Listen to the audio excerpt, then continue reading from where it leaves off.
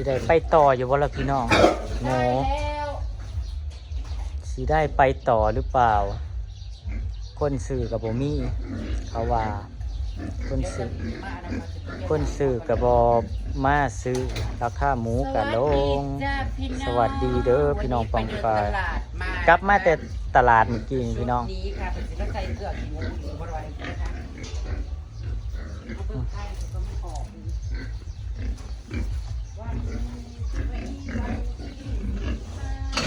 15 มอยับจ่อมอเข้ามาแล้วพี่น้องโอ้ยเมื่อยคิดแล้วกับพี่น้องคิดมันหลายอย่างพี่น้องเอ้ยคือว่าแหละเว้าผู้เว้าคนมามันก็บ่ได้น้อยดอกพี่น้องก็ซ้ำคำเว้าว่าเสียน้อยมันบ่ได้น้อยพี่น้องเอ้ยหมู่เพื่อนก็บ่แม่นน้อยบ่แม่นว่ามันตื่นเต้นเลยพี่น้องเฮานี่ทั้งตื่นเต้นทั้งหยังหลายอย่างย่านสิทำโตถูกบ่เคยมีสำหรับตัวเองบัดนี้เฒ่าแม่สิขึ้นมาก็ขึ้นมาเคยออกลูกเลยพี่น้องบ่ได้เคยแล้วเนี่ยเดี๋ยวอย่าเหยียบลูกจับโตอันนี้นะบัดไข่ด้วยนี่นะเธอเบิ่งมันคือต่างกันแท้มันบ่แม่นเป็ดมาไข่ใส่บ่หยังบ่ไข่ไก่แต่ว่าเฮาอีหยังจักมันสิแม่พี่น้องไข่ไก่เอ้ามันคือหน่วยน้อยหน่วยใหญ่อันนี้น่ะสิออกอยู่ไดนี่นะเอาแหละยังหน่วยมันทันออกมันบ่แม่นเป็นไข่เข่าบ่จักตัวนี้บ่เลยโอ้แสดงว่ามันยังสิออกอยู่พอแม่นบ่ทันโตนเด้พี่น้องถ้ามันฮู้ว่ามันสิบ่ออกน่ะแม่มันโตนแล้วแต่ว่าตัวนี้นี่มันโอ้มันคือหน้าแท้ให้มันคักไปซะก็มันคือบ่คอนเบิ่งลูกได้จักโตแล้วช่วงนี้ไก่กับไข่หลายเด้อพี่น้องเอ้ยไข่ร้ายกับใต้ร้ายพี่น้องส่วนมากคอยได้บ่คือว่าบ่ร้ายจะว่าลูกครับบ่แม่นแมวมากินบ่จะตีลูก2 4 6 8 10เขาก็ออก11ตัวแม่นแล้วเพราะว่ามันเป็นไข่ขาวต้ม4หน่วย11อากาศเย็นๆพี่น้องย่ำเช้านั่นอากาศเย็นแห้งน้ำหมอกลงแห้งเพราะมันสิแดดเด้พี่น้องน้ำหมอกลงแห้งมันสิแดดตะเว้นกำลังขึ้นพี่น้องเลยเขากินวาเลนไทน์กันยังบ่เลยพี่น้องเป็นไดน้อเมื่อคืนวาเลนไทน์กันได้กี่ดอกคะใครได้กี่ดอกคอมเมนต์เข้ามาบอกหน่อยครับว่าใครได้กี่ดอกว่าได้อะไรส่วนข่อยเหรอได้จะได้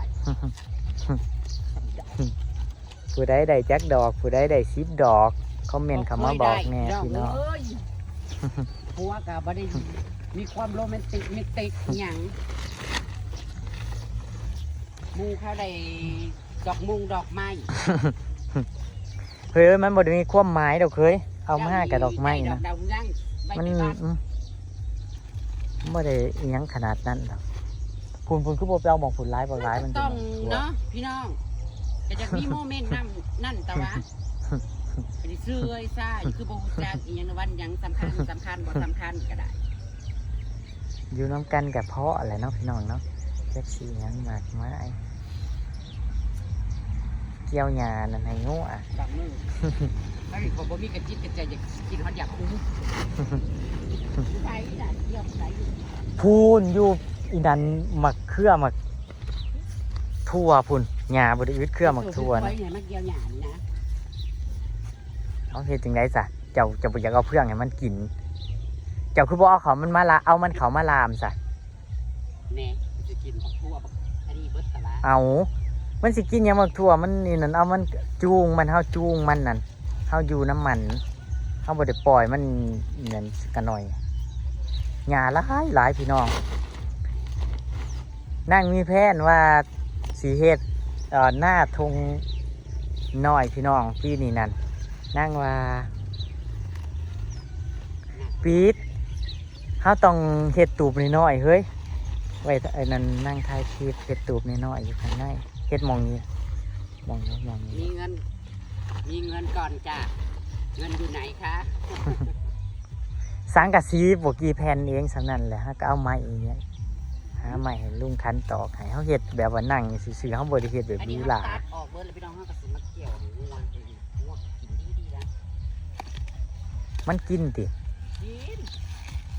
มันกรอบนั่นเนี่ยแต่ว่าตัวนี้ยัง โอ้ย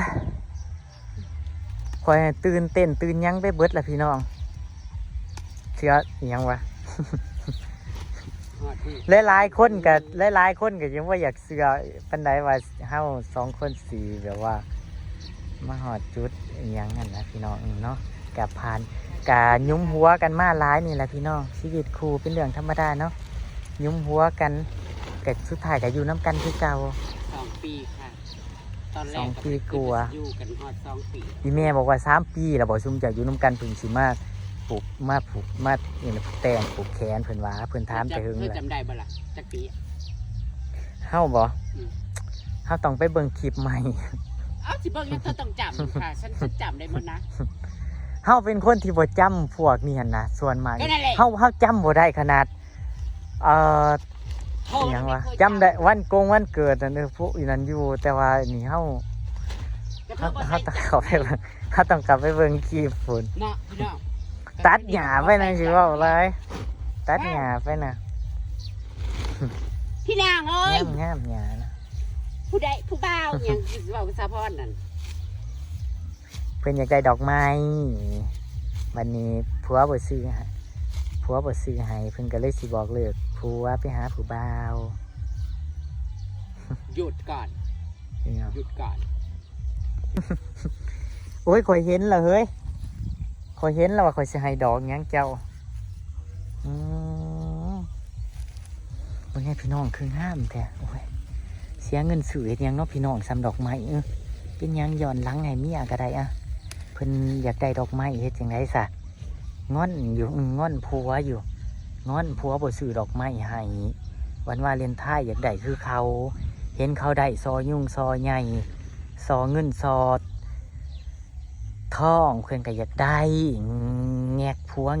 อยู่บ่ปากบ่เว้าพี่น้องเอ้ยเบิ่งแน่เอาเป็นไงซะนี่แหล้วเอาดอกนี่แหล้วมันไปซื้อบ่ทันแล้วมันไปซื้อบ่ทันแหละ เฮ้ยขอยมีหยังสิให้เจ้า ขอยมีหยังสิให้เจ้า มาว่า เจ้าก็เลิกงอนผัวซาบอกกับผัวดีๆเนี่ยสักนอกอยู่ สิกินหยังวันนี้ขอดูคนสิบ่กินข้าวนะ เอาเฮ้ยขอให้เจ้าเอาเฮ้ยมันกะซ้ำดอกกุหลาบเลยเฮ้ยงามบักงามมันมึงแนวเอา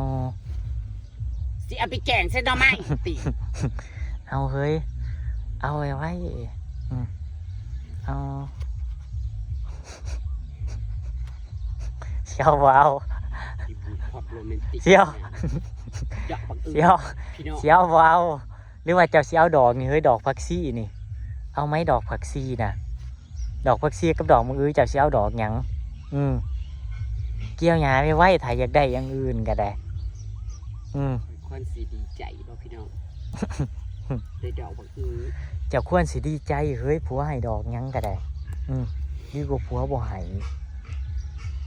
วาสนากูเนาะ หรือจะเชียวดอกกะหล่ำเฮ้ยหรือจะเชียวดอกคะน้านี่ขอตอนแรกขอสิเฮ็ดซอนี่แหละเฮ้ยเฮ็ดซอดอกนี่แหละบัดนี้ มันบ่ทันน่ะมันเฮ็ดไปนู่นไปนี่หมู่บ้านกลับมา มีเทศกาลอิหยังสำคัญกับบ่ได้คุยคือจะเฮ็ดให้ข่อยเลยเนาะ เฮ้ยเจ้าสิ ผู้หญิงนะเขาก็มากแบบเซิร์ฟไพ่เฮ็ดบ่เป็นบอก เจ้าอยาก เล็กๆน้อยๆบ่ได้แบบว่ามีมีค่าอีหยังดอกโอ้ เจ้าก็อยากได้น้ำเขาบ่เฮ้ยเจ้าก็อยากได้น้ำเขาบ่เฮ้ยเจ้ายังมีโมเมนต์นั่นบ่ ไพ่มันกันอยากได้โมเมนต์นั้นมันเลยเฮ้ย สิผูกแขนอะไรยัง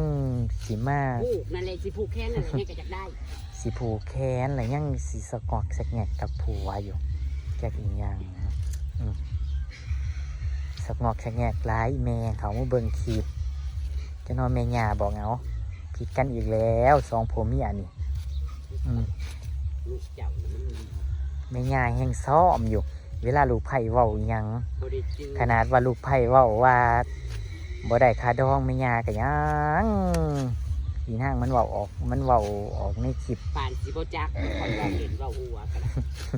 เฮ้ยอีแม่เราจริงจังเลยนั่งขี้อัดพี่น้องเอ้ยเสียขาดองให้ แม่ ลูกไผ่อยู่ในไซเพิ่นว่าหาขาดองให้ลูกไผ่ในไซเพิ่นว่า เจ้าก็ต้องเอามาได้มาวาง แม่กับนั่นพึ่งแต่ละเดือนก็กินเงินนำลูกนี่ก็หาเองเพิ่นว่าอย่างใดงั้นก็หาเองลูกเด้อแม่ก็อยากให้อยู่ บ่ เพิ่น ได้ ว่า อยากรบกวนแม่ได้ก็บ่ฮู้ว่าแม่ก็บ่ได้เพิ่นก็เฒ่าแล้วเพิ่นก็บ่ได้เฮ็ดได้หาหยังเพิ่นก็อาศัยแต่ลูกสิให้เพิ่นมาปงกับบ่แม่นดอกจ้าพี่น้อง มาจ้า มีแต่เฮานี่แหละหาแล้วก็อยากเฮ็ดแล้วเฮาก็เฮ็ดอันนี้กันเอง พ่ออลีได้พี่น้อง อืม ขอบครัวซุ้มข่อยเป็นอ้ายเป็นน้องถ้าเอาลูกเอาเมียสิออกเกินไปนี่แต่หาเองพี่น้องพ่ออลีหาเองเพราะว่าครอบครัวเฮามันกับเฮากับบ่มีพ่อนะมันนะพี่น้องเพราะว่าแม่คอยกะเฒ่าแล้วก็มีแต่อาศัยกินแต่น้ำลูกนะพี่น้องแต่ละเดือนก็ให้เสือข้าวกับน้ำเพิ่นกะ อันนั้นโน่นนี่นั่นต้องมา โมแม่นเพิ่นบ่อยากให้ได้พี่น้องแม่คอยเนาะเพิ่นอยากให้ลูกให้เต้าเห็นลูกเต้ามีความสุขเพิ่นก็ดีใจเพิ่นว่า เพิ่นเข้าใจเฮาแค่นั้นก็พอแล้ว แต่ความเป็นแม่เนาะพี่น้องคือบ่าวลิโอนี่เวลาลงไปหาแม่เนี่ยแม่เว้าได้พี่น้องแม่บอกว่าเป็นห่วงอนาคตลูกแต่ก็เห็นเฮาแบบเห็นเฮามีครอบครัวจังสิพี่น้องแบบว่าเพิ่นก็ดีใจเพิ่นว่าแต่ก่อนน่ะเพิ่นเป็นห่วงแฮงบ่าวลิโอน่ะพี่น้องเพิ่นว่า ไว้คันเป็นห่วงแม่นี่เมียเต็ม ซุ่มเจ้าสิมาด่ามาได้บอกว่าทำไมไม่ตั้งกล้องแล้วก็เกี่ยว มันมีเกี่ยวอันเดียวพี่น้องเปลี่ยนกันขอกหมูยังมาทันละล่างพี่น้องสวยๆคุณละ เป็นล้างขอกหมูนะจ๊ะฉันใส่ชุด สวยๆจังสิเป็นล่างขอกหมู ฉันจะเกี่ยวหญ้าให้แต่วัวแล้วฉันก็จะโอ้50%เฮ้ยพวกทีมงานก็ส่วนไปพุ่นได้ ไปใส่ เข้า ไปคลองอย่างฮะกับแปลงเฮาย่านน้ำมันจากน้ำมันขึ้นมันลง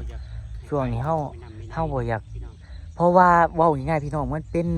นใกล้สิงานเฮาเข้ามาแหละสิเดินทางขี่รถเดินทางแบบไปจังสิเฮาบ่อยากอีนั้นปานใดพี่น้องช่วงนี้อะลี บ่ไปก็บ่ไปแม่ เฮาบ่ไปดอกพี่น้องเพราะว่ามันสิไกลงานเฮาแหละ ช่วงนี้ก็น้ำขึ้นอยู่ได้ น้ำก็ขึ้นเฮาก็บ่กล้าไปข่อยลาดตั้งแต่ปีนั้นที่ไปกับ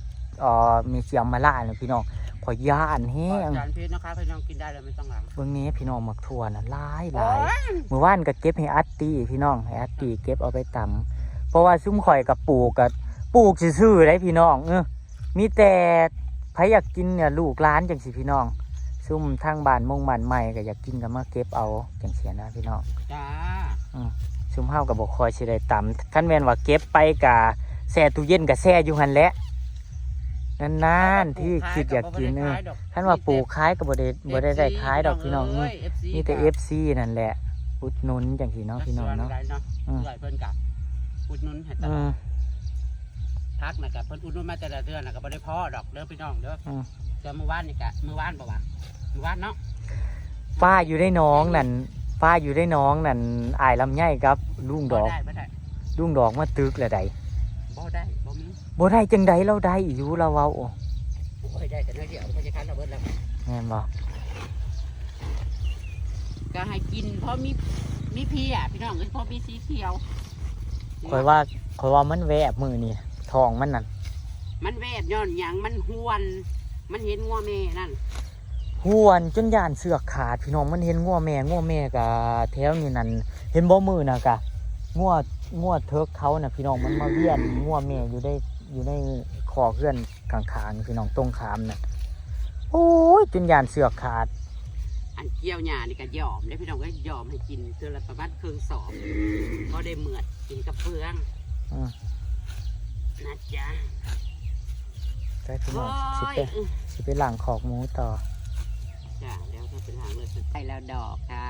บัวเอาให้นะคะพอเพิ่นปลูกอีกกับมือค่ะดอกฟักทองดอกบักอึค่ะภูมิใจมากไม่เคยแบบว่าสิผ่านนะชีวิตคู่ขันผมมีน้ำอุดน้ำทนอันนี้กับไปกันบลอดคือว่าล่ะ ยุมหัวกันมา2 ปีพี่น้อง ก็จน ยุมหัวกันมา2 ปีจนสิไปจากกันล่ะพี่น้อง หลายเทื่แล้ว หลายเทื่อแล้วมีเรื่องบ่เข้าใจกันพี่น้องเพราะฉะนั้นแล้วคันมีเรื่องหยังก็ต้องเงียบเว้ามา อยากฮู้ไว้ดิพี่น้องเนาะ บางเทื่อฉันก็บ่ฮู้บางเทื่อฉันก็บ่ฮู้ว่าฉันเว้าอีหยังออกไปรู้จักเพราะฉันเป็นคนมักเว้าเล่นมักเว้าตลกตะแลงอยู่แล้วเธอน่าสิฮู้นิสัยส่วนนั้นของฉันเธอก็บ่ต้องเก็บเอามาคิดแต่ว่าให้มันเป็นเรื่อง เพราะฉันเป็นคนสังคมฉันมักหมู่เวลาพ่อหมู่ให้ห้าปาร์ตี้เนี่ยฉันสิเว้าแบบเว้าเล่น งามแห้งพี่น้องพักซุ่มข่อย มาเอาเด้อไผอยากได้ไผอีตูพี่น้องเอ้ยลายแห้งหมูเอาไปบักหลายๆมันก็ยังบ่เบิดงามแห้ง ฉันเกี่ยวหญ้าแล้วเธอก็เป็นร้านข้อกหมูเกลือหมูเลยจ้ะส่วนไก่ฉันจะเกลือเอง ก็สิไปล้างคอกหมูให้วัวอาหารหมูพี่น้อง โอ้นี่นะสิมาเดี๋ยวเลย อีหยัง อาหารหมูอะไรสิมาเป็นเมื่อยเด้อ เอามากินอย่าหวนหลาย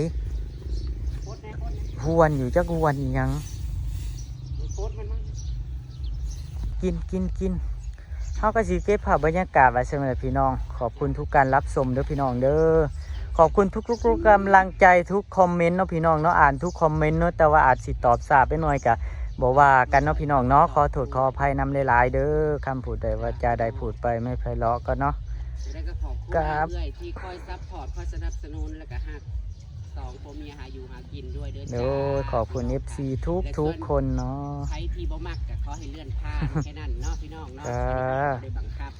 เราเด้อพี่น้องเด้อเราอีกเทื่อหนึ่งเรามางานผูกแขนบาริโอกับเจสีเด้อวัน เฮาก็สิวางแผนกันใหม่ ที่หนึ่งเด้อพี่น้องเนาะ สมมุติว่าจบงานแล้วนะเฮาก็สิเว้าคุยกันเรื่องเฮาสิอ่าบริหาร จังใดจังใจเนาะพี่น้องเนาะ หงิแล้วใด ไปพี่น้องสวัสดีครับผม สิวางแผนกันจังใด ฝากดูโฆษณาเด้อพี่น้องเด้อขอบคุณ สิได้ ครั เริ่มใหม่ บ ว่าสั่นซะ